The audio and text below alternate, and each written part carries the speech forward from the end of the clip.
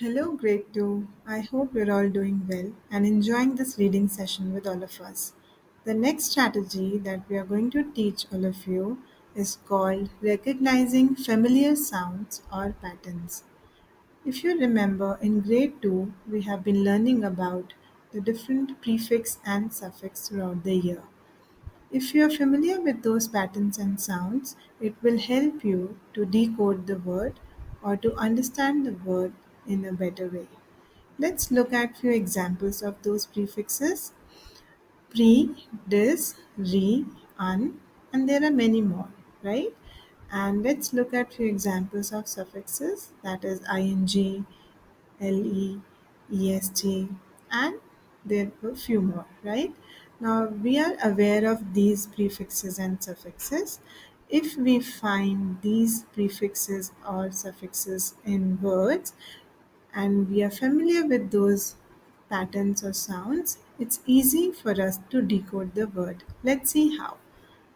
If you look at this box here, these are all the examples of different prefixes. For example, the first word says disregard.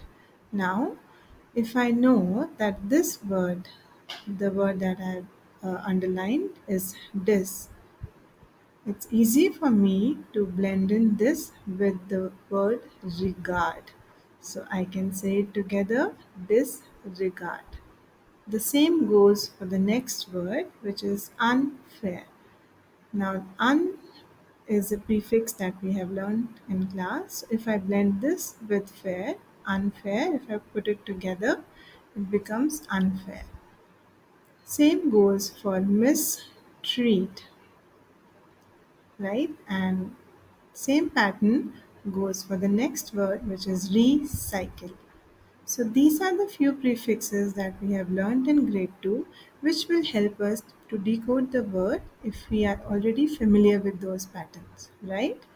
Now, if you look at this box, these are the examples of different suffixes that we have learned in class. Over here, I have added ing to the root word, which is spread. Now, when I add spread and ing, it becomes spreading. So, if I am already familiar with the sound of this suffix, it's easy for me to decode the text, right? Same goes for the next word, which is the suffix here is the sound l. So, when I say go, l, and when I put it together, it becomes gobble, right?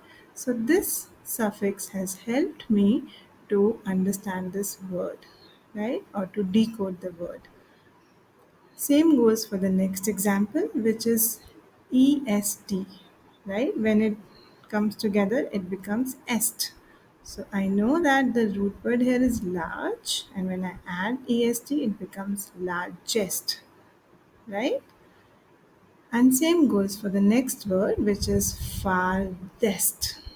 So this strategy will help you to decode the word by recognizing the familiar sounds or patterns in word.